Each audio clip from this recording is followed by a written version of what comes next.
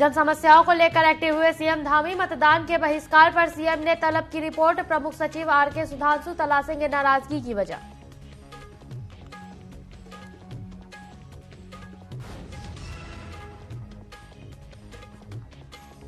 राष्ट्रपति द्रौपदी मुर्मू का 2 दिवसीय उत्तराखंड दौरा। दीक्षांत समारोह और गंगा आरती में होंगी शामिल। दौरे को लेकर सभी सुरक्षा व्यवस्थाएं चाक चौबंद।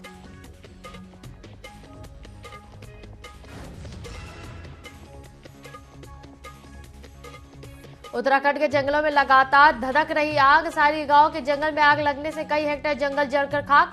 रविवार को जंगल में आग लगने की 22 घटनाएं आई थी सामने।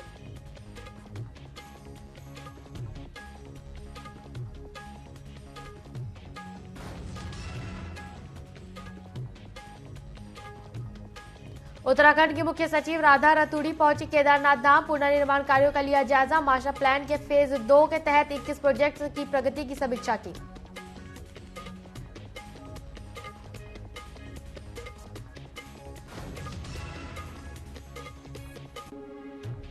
और उत्तराखंड में फिर बदलेगा मौसम का मिजाज। 22 और 23 अप्रैल को प्रदेश के पहाड़ी जिलों में हल्की बारिश की संभावना। मैदानी इलाकों में मौसम सामान्य बना रहेगा। मौसम विभाग ने जारी किया अनुमान।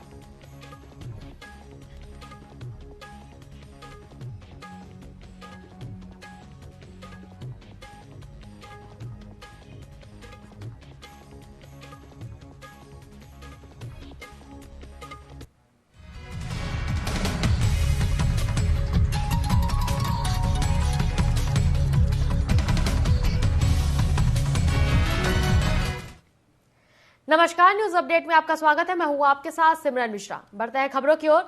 तो उत्तराखंड के मुख्यमंत्री पुष्कर सिंह धामी ने लोकसभा चुनाव में मतदान बहिष्कार करने वाले गांवों की रिपोर्ट मांगी है और प्रमुख सचिव आरके सुधांशु को इन सभी गांवों की नाराजगी की वजह तलाशने और इसका प्रभावी समाधान करने के दिशा निर्देश दिए हैं। दरअसल इस बार चुनाव में प्रदेश के 35 से अधिक गांवों के लोगों ने मतदान का पूर्ण बहिष्कार किया है। इधर इस मामले में कांग्रेस प्रवक्ता शीशपाल सिंह बिष्ट ने कहा कि सरकार यदि समय रहते सचेत हो जाती तो 35 से अधिक गांव के लोग जिन्होंने मतदान का बहिष्कार किया है वो अपने मताधिकार का उपयोग कर सकते थे, लेकिन ऐसा नहीं हुआ। आगे उन्होंने कहा कि भाजपा सरकार की नीति हमेशा से यही रही है कि जब सांप निकल जाता है तब भाजपा लकीरें पीटने का काम करती है।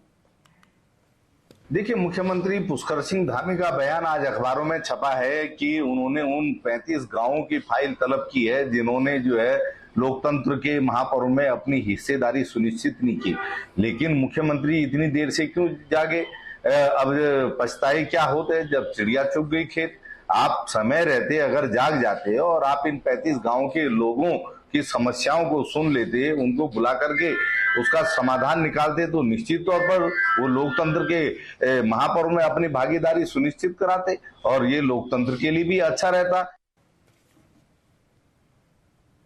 राष्ट्रपति द्रौपदी मुर्मू 2 दिवसीय दौरे पर उत्तराखंड आने वाली है। राष्ट्रपति आज ऋषिकेश एम्स में दीक्षांत समारोह में शामिल होंगे। इसके बाद शाम को गंगा आरती में शामिल होंगे। वहीं 24 अप्रैल को देहरादून में IFS 2022-24 के अधिकारी बैच के दीक्षांत समारोह में भी शामिल होंगे। राष्ट्रपति के दौरे को लेकर सभी सुरक्षा व्यवस्थाओं को चाक चौबंद किया गया है और पुलिस अधिकारियों को जिम्मेदारियां भी सौंपी गई हैं।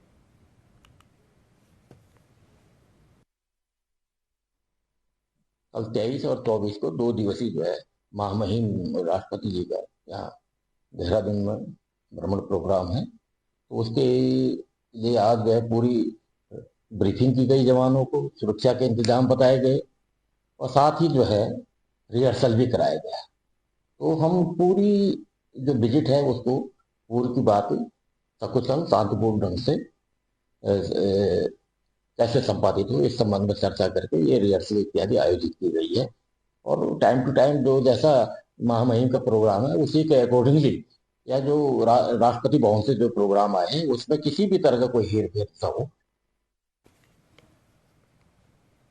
उत्तराखंड के मुख्य सचिव राधा रतूड़ी सोमवार को केदारनाथ धाम पहुंची, जहां उन्होंने केदारनाथ पुनर्निर्माण कार्यों के मास्टर प्लान के फेज 2 के तहत 21 प्रोजेक्ट्स की प्रगति की समीक्षा की है। इस अवसर पर सचिव सचिन कुर्वे, जिला प्रशासन, कार्यदायी संस्था के प्रतिनिधि और अन्य संबंधित अधिकारी मौजूद रहे।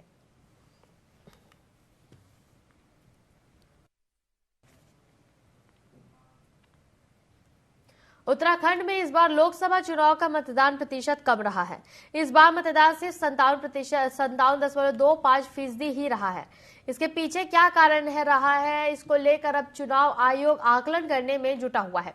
वहीं उत्तराखंड के मुख्य चुनाव आयुक्त VVRC पुरुषोत्तम का कहना है कि इस बार लगभग 2019 के मुकाबले 3% मतदान कम हुआ है। कहा जा सकता है कि चुनाव के दिन गर्मी ज्यादा थी, इसलिए वोटर्स घर से बाहर कम निकले।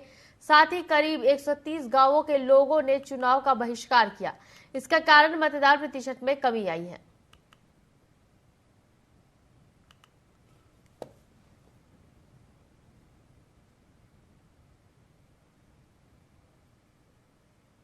कुल मिलाकर के पिछले बार की तुलना में थोड़ा सा कम अभी मत प्रतिशत जानकारी में आ रहा है। इसका सबसे बड़ा कारण तो यह है कि एक तो शादी विवाह भी बहुत ज्यादा पर्वतीय क्षेत्र में इस बार थे, और इसका यह भी संदेश जाता है कि इस बार उत्तराखंड में विपक्ष का सफाया है। कोई विपक्ष का कैंडिडेट कहीं भी किसी भी रूप में कहीं किसी की उपस्थिति दिखी नहीं है।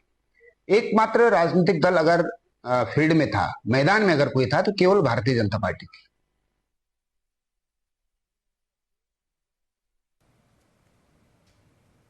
उत्तराखंड भाजपा की सदस्यता अभियान पर कांग्रेस ने कटाक्ष किया है। कांग्रेस के प्रदेश उपाध्यक्ष मथुरा दास जोशी ने कहा कि कांग्रेस का कोई भी जमीनी कार्यकर्ता भाजपा में नहीं जा रहा है। भाजपा में केवल करप्ट और व्यभिचारी लोग ही जा रहे हैं। उन्होंने कहा कि जिसके ऊपर भ्रष्टाचार के आरोप है और जिनके अन्य मामले हैं, वही बीजेपी ज्वाइन कर रहे हैं। आपको बता दें, प्रदेश के पूर्व कैबिनेट मंत्री हरक सिंह रावत की पुत्रवधू अनुकृति गोसाई ने एक दिन पहले ही बीजेपी ज्वाइन किया है। अब हरक सिंह रावत के दोबारा भाजपा में जाने के कयास लगाए जा रहे हैं।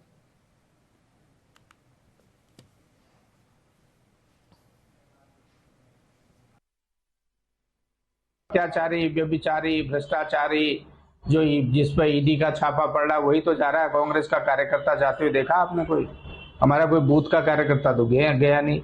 जो मूल कांग्रेस का कार्यकर्ता है वो तो नहीं गया। हाँ, जिसके ऊपर भ्रष्टाचार का आरोप है वो जा रहा है, जिसके ऊपर बलात्कार के मुकदमे वो भाजपा ज्वाइन कर रहा है, जिसकी अश्लील वीडियो सोशल मीडिया में आ रही है वो भाजपा ज्वाइन कर रहा है, जिस पर तमाम तरीके का आरोप है वही व्यक्ति भाजपा ज्वाइन कर रहा है। बाकी शरीफ आदमी भाजपा में नहीं जा रहा है।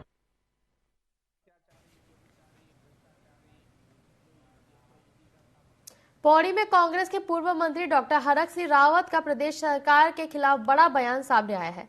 उन्होंने कहा कि सरकार के कथनी और करनी में काफी फर्क नजर आ रहा है। उन्होंने कहा कि अंकिता हत्याकांड को लेकर सरकार ने कई वादे किए थे, लेकिन धरातल पर कोई काम दिखाई नहीं दे रहा है।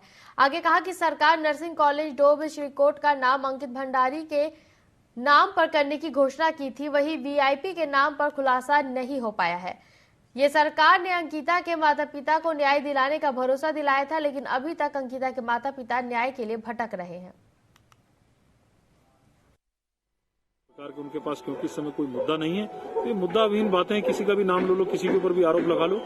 न्यायालय में मामला विचाराधीन है, बार बार मैं आपसे कह रहा हूँ उसकी SIT जांच करे और उनके पास अगर पुख्ता प्रमाण है तो उन प्रमाणों को लेके वो जाएं और उसको सार्वजनिक करें। क्योंकि वो जो पोस्टमार्टम हाउस है वो बिल्कुल मेरे घर के पास है।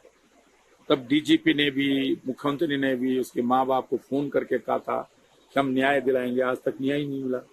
VIP का आज तक पता नहीं चल पाया कि VIP कौन है। आप सोचिए, अगर आपके खुद के घर की बेटी के साथ ऐसा हो तो आप पे क्या बीतेगी। तो सरकार से निवेदन है कि अगर ऐसी कोई घटनाएं हमारी बढ़ रही हैं तो आपको ठोस एक्शन इस पे लेना चाहिए, ताकि इमीडिएटली आपको कोई आदेश देना चाहिए कि भाई अगर ये आपको पता है कि ये हुआ है तो आप उस पे आदेश देके उस चीज को खत्म करें। उधम सिंह नगर जिले से एक बड़ी खबर सामने आ रही है, जहां करंट की चपेट में आने से 2 लोगों की मौत हो गई है। वहीं 3 लोग झुलस गए हैं, जिन्हें अस्पताल में भर्ती कराया गया है। यह घटना किच्चा कोतवाली थाना क्षेत्र की है।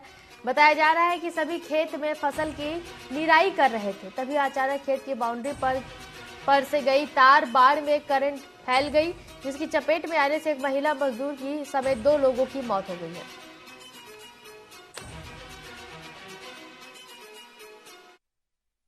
थाना क्षेत्र अंतर्गत एक महिला और एक पुरुष की करंट लगने से दुर्घटना हुई थी। इसमें दोनों को जो फर्स्ट एड ट्रीटमेंट के लिए जब ले जाया गया तो मृत घोषित कर दिया गया और दोनों ही व्यक्तियों का पंचायतनामा और पोस्टमार्टम की कार्रवाई की जा रही है। मौके पर जो है बिजली डिपार्टमेंट की टीम ने भी विजिट किया है। हमारे CO साहब भी गए थे मौके पर। घटना के कारणों की जाँच की जा रही है फिलहाल किसी पक्ष की तरफ से कोई तहरीर प्राप्त नहीं हुई है, परंतु फिर भी हम लोग घटना के कारणों की जांच कर रहे हैं। अगर उसमें कोई भी इसमें संज्ञेय अपराध का होना पाया जाता है तो इसमें विधिक कार्रवाई। रुद्रप्रयाग के भूनका में वाहन दुर्घटना के चलते एक व्यक्ति की मौत हो गई, जबकि एक अन्य घायल हो गया है। वहीं एसडीआरएफ रेस्क्यू टीम तत्काल मौके पर पहुंची और एक अन्य घायल व्यक्ति को स्थानीय लोगों की मदद से इलाज के लिए अस्पताल में भर्ती कराया गया है।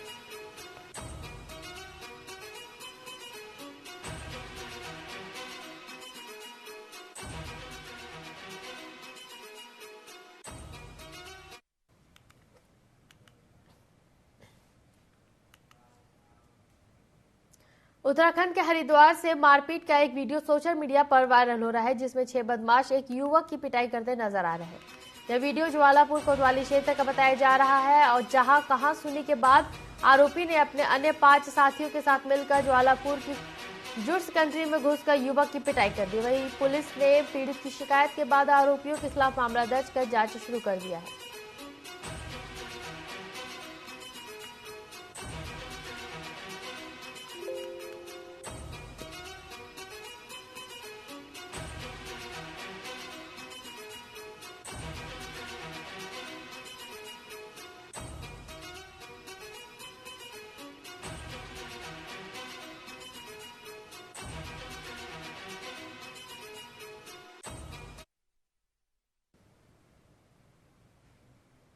रुड़की के एक निजी बैकवेंट हॉल में बॉलीवुड एक्टर राहुल रॉय एक कार्यक्रम में शामिल हुए, जहां राहुल रॉय की एक झलक पाने के लिए सैकड़ों की संख्या में लोगों की भीड़ उमड़ पड़ी।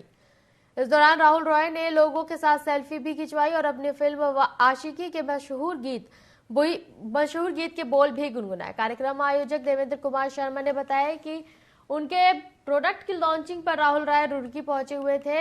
हालांकि इस कार्यक्रम में फिल्म अभिनेत्री भाग्यश्री को भी पहुंचना था, लेकिन वह किसी कारण से नहीं पहुंच पाई। उन्होंने बताया कि राहुल रॉय को देखने के लिए भारी संख्या में लोग कार्यक्रम में पहुंचे।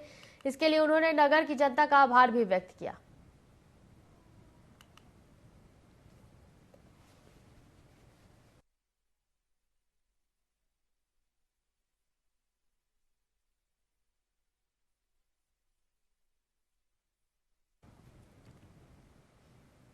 श्रीनगर और पौड़ी के जंगल इन दिनों धू धू करके जल रहे हैं, जिससे लाखों रुपए की वन संपदा इन दिनों वनाग्नि की भेंट चढ़ रही है। सिविल वन क्षेत्र में अब तक 3 हेक्टेयर जंगल वनाग्नि से खाक हो चुका है, जबकि अब तक वन में लगी 7 घटनाएं आग सिविल वन क्षेत्र में हो चुकी है। इस तरह से पौड़ी के जंगल भी दिन रात सुलग रहे हैं। वन विभाग की माने तो संसाधनों और वन कर्मियों की कमी के कारण वन में आग लगने पर नियंत्रण पाने में उन्हें काफी मशक्कत करनी पड़ रही है।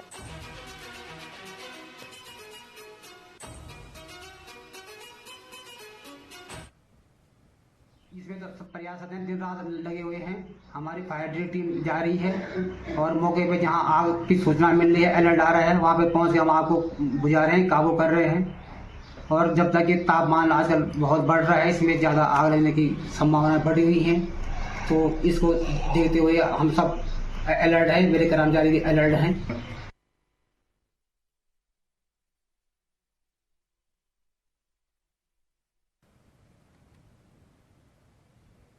फिलहाल वक्त तो चला छोटे से ब्रेक का। ब्रेक के बाद जल्द ही लौटेंगे।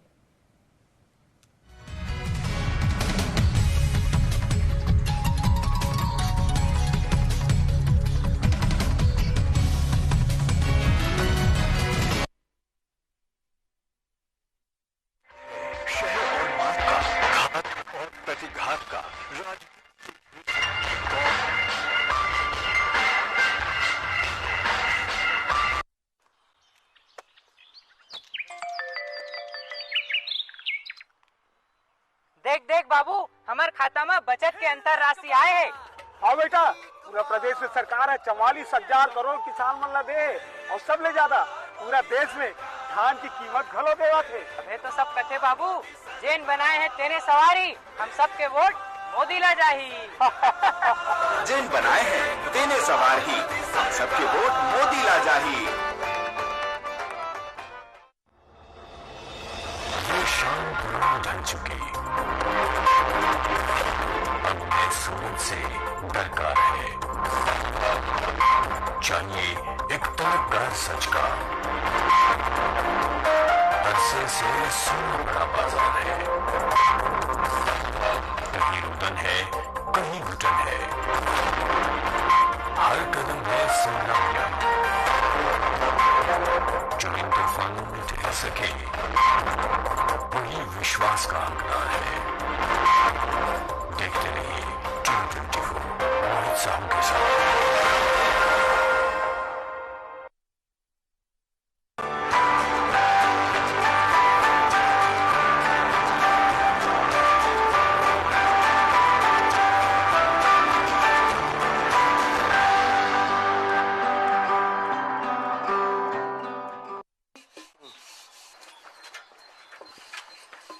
सुना था हमारे प्रधानमंत्री आवास के स्वीकृति मिल गए। हमारे जैसे 18 लाख गरीब परिवार ला पक्का मकान मिलने वाला है। वो तो मिलना ही रीस, जेन बनाए हैं तेने तो सवारी, हम सबके वोट मोदी ला जाही। जेन बनाए हैं तेने सवार ही, हम सबके वोट मोदी ला जाही। गरीब के हक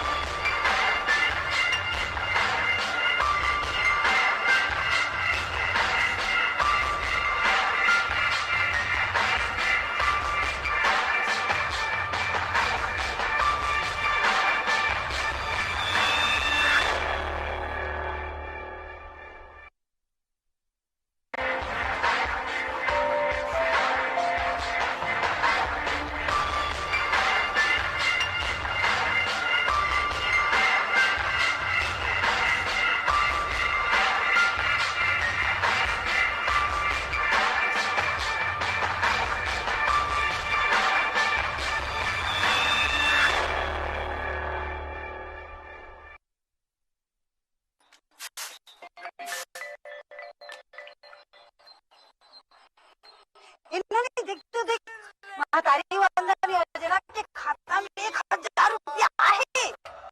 हाँ माँ, साल के 12,000 रुपया आते खाता में, तभी तो कहते जेन बना है तेन तो सवारी, हम सबके वोट मोदी ला जाही। सही कहे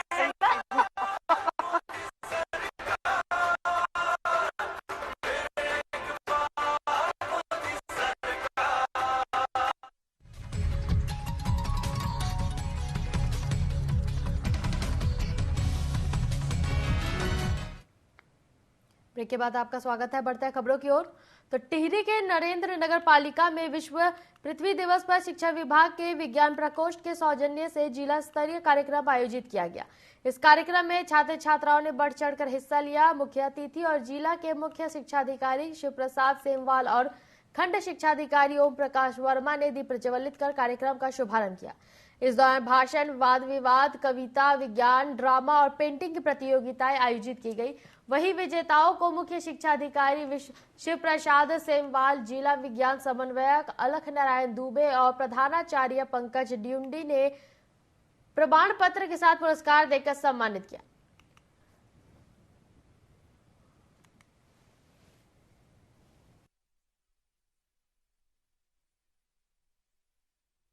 इस जिले के विभिन्न विद्यालयों द्वारा विद्यालयों से आए हुए विभिन्न शिक्षकों और विद्यार्थियों द्वारा इसमें पार्टिसिपेट किया गया और इसमें विभिन्न पेंटिंग जो है प्रतियोगिता, पोस्टर प्रतियोगिता, भाषण प्रतियोगिता का आयोजन किया गया।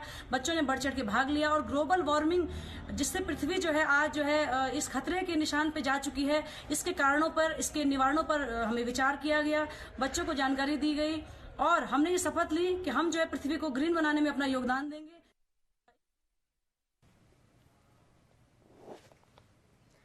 टिहरी में नेशनल पैराग्लाइडिंग एक्यूरेसी चैंपियनशिप का कोटी कॉलोनी नई टिहरी में आगाज हुआ है। मुख्य अतिथि जिलाधिकारी टिहरी गढ़वाल मयूर दीक्षित ने शुभारंभ किया। जिलाधिकारी ने चैंपियनशिप के शुभारंभ की घोषणा कर आयोजक टीम, जज समेत प्रतिभागियों का स्वागत किया। इस दौरान उन्होंने कहा कि इस तरह के आयोजन से टिहरी को दुनिया में पर्यटन मानचित्र पर एक नई पहचान मिलेगी।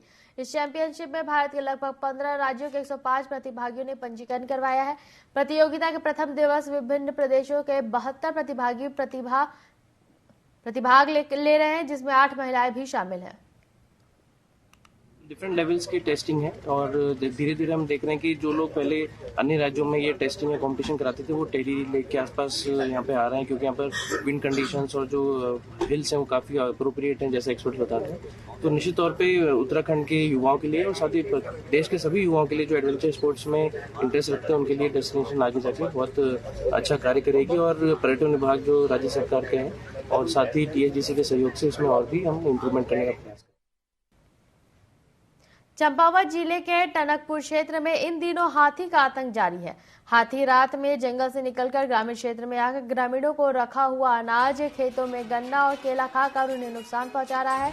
कुछ दिन पहले हाथी ने गैडाखाली गांव में एक मंदिर को तोड़ फोड़ कर तहस नहस कर दिया था। थवालखेड़ा प्रधान प्रतिनिधि सुंदर बोहरा ने बताया कि पहले भी हाथियों ने 3 लोगों को मौत के घाट उतार दिया है। सोलर फेसिंग लाइट होने के बाद उसमें करंट नहीं होने के कारण हाथी गांव में प्रवेश कर रहे हैं। आगे कहा कि इस विषय में वन विभाग रेंजर से वार्तालाप की जाएगी। साथ ही उन्होंने हाथी का प्रवेश न रोकने पर ग्रामीणों के साथ आंदोलन की चेतावनी भी दी है।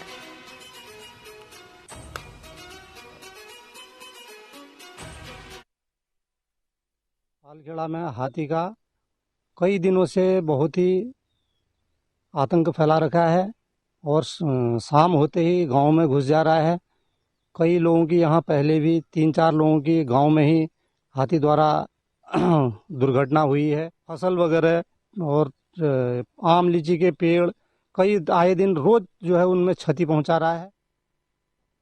थवालखेड़ा में हाथी का कई दिनों से बहुत ही आतंक फैला रखा है और शाम होते ही गांव में घुस जा रहा है। कई लोगों की यहाँ पहले भी 3-4 लोगों की गांव में ही हाथी द्वारा।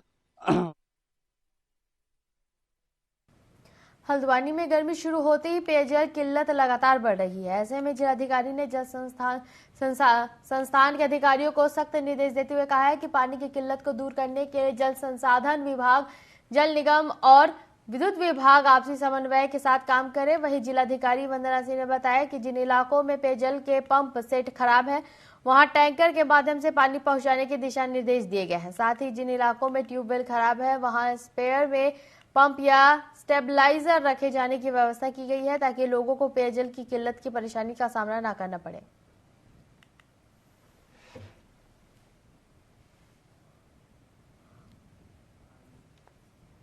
जल संस्थान, जल निगम के संबंधित डिविजन्स हैं। पेयजल की जो किल्लत हो रही है अलग अलग क्षेत्रों में, उन सभी को जो पर्याप्त मात्रा में टैंकर्स वगैरह लगाए जाने के निर्देश दिए हैं। इसके अलावा जहां विभिन्न पंप हाउसेज के खराब होने की वजह से दिक्कतें आती हैं पेयजल की पंपिंग में, उसमें स्पेयर मोटर, स्पेयर पंप इत्यादि की व्यवस्था करने के लिए भी निर्देशित किया है। विभाग को कई बार इलेक्ट्रिसिटी की जो सप्लाई है उसके अप एंड डाउन होने की वजह से भी पंपिंग में समस्या आती है, तो विद्युत विभाग के अधिकारियों को भी आज की मीटिंग में हमने निर्देशित किया है कि जल संस्थान और जल निगम के जहां जहां पंप हाउस है वहां समन्वय बनाते हुए अपने ट्रांसफार्मर में पर्याप्त व्यवस्था सुनिश्चित करवाएं। न्यूज अपडेट में फिलहाल इतना ही। बने रहिए TV 94 के साथ। नमस्कार।